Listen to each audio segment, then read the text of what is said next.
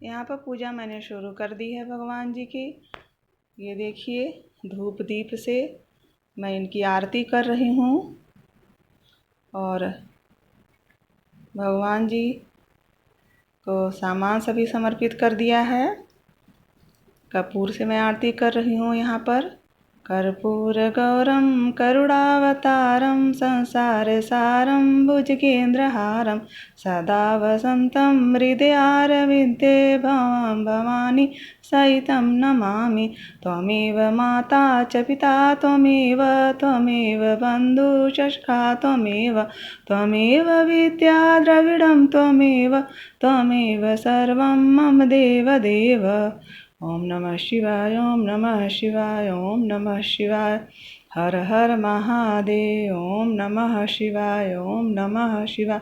तो यहाँ पर मैंने पूजा कर ली है, कपूर से भगवान जी की आरती भी कर ली है और भगवान जी को भोग मिष्ठान भी समर्पित कर दिया है। देवी माँ को श्रृंगार का सामान साड़ी वगैरह सब कुछ चढ़ा दिया है। यहाँ पे पूजा हो गया है। और ये देखिए हमारे तरफ यूपी में मिट्टी के शंकर पार्वती और गणेश जी बने हुए मिलते हैं। तो इस मिट्टी के भगवान जी को हम लोग घर में ले आते हैं और शाम के समय में इनकी पूजा की जाती है और सभी श्रृंगार का सामान साड़ी मिष्ठान भोग सब कुछ लगा दिया जाता है।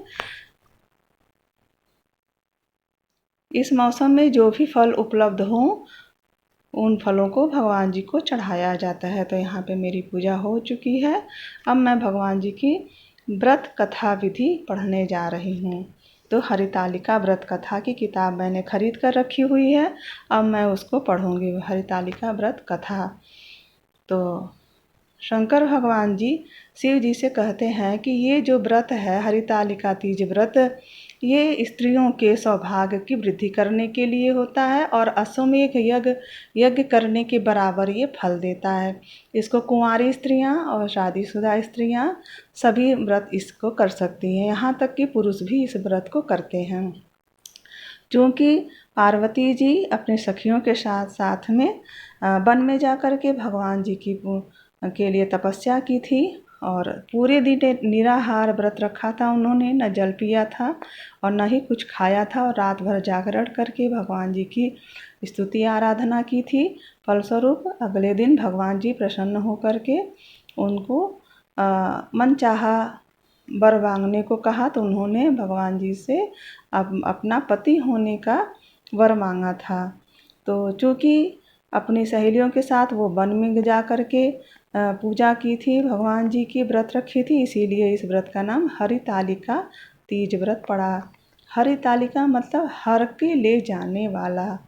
तो भगवान देवी पार्वती माँ अपनी सहेलियों के साथ वन में जा कर के तपस्या की थी शंकर भगवान जी को पति रूप में पाने के लिए। इस वजह से इस व्रत का नाम हरितालिका तीज व्रत पड़ा।